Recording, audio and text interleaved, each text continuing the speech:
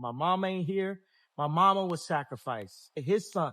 Out in Hollywood, a lot of people come up missing. Never killed nobody, right? I'm the pussy that never killed nobody, right?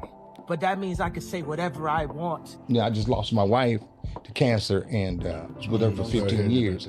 So I was just telling Trey, man, I said it comes to the point where my wife was battling for 8 years. She got diagnosed. So for 8 years, I had to balance creativity, okay? These years ago, Kanye knows what happened to his mother. I wish he would tell the truth about it. And now he's saying, my mother was sacrificed nightly and matinee. Kanye West just set the internet on fire after revealing what really happened to TK Carter. The man was found dead in his house. And even though the police swear there was no foul play involved, all the receipts seem to point to someone deliberately taking him out. Of course, you can trust Kanye to tell us the real tea. The crazy thing is that right before TK died, he was on a mission to expose the industry. Just a few days later, he is found dead. Okay, but before we get into all this, let me give y'all a little context on what exactly the industry did to TK, because it actually goes all the way back to when he played the role of Gary McCullough in the HBO Max limited TV show The Corner. A once successful middle-class family man and entrepreneur who had a good job, owned a Mercedes and a home, TK fell into severe heroin addiction over 4 years.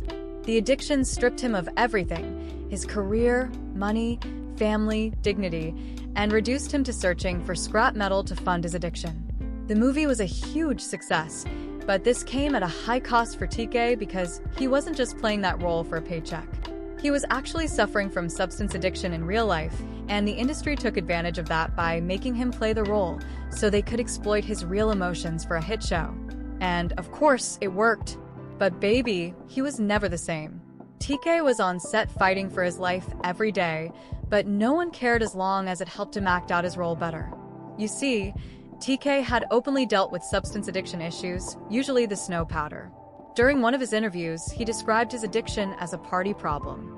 Back in the 90s, he was arrested at least twice in related incidents. He also lost his father to a drug-related death and several friends to addiction.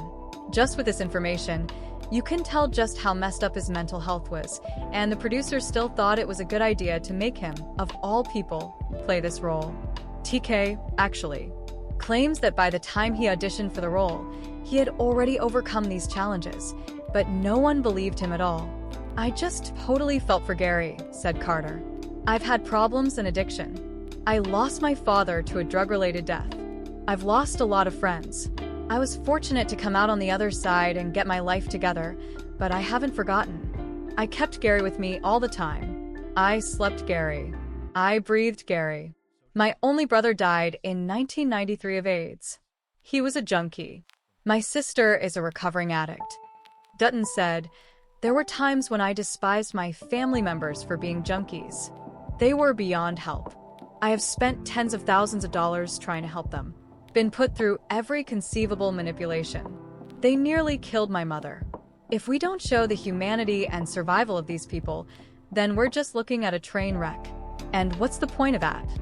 Even after they used his pain to make the film and win all these awards, his career went right back to what it was. Mind you, this was a critically acclaimed movie. But the only thing he got afterward were small roles on other projects, voice acting roles, and guest roles.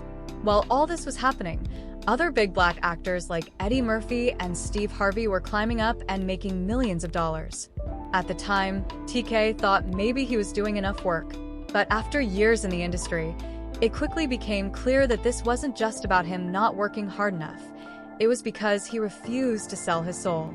And the industry doesn't like that. Even during the peak of his career, he was still heavily talking about God. And I don't think I need to say this, but these other celebrities don't do that. Even though they claim to be Christian, the math ain't matting.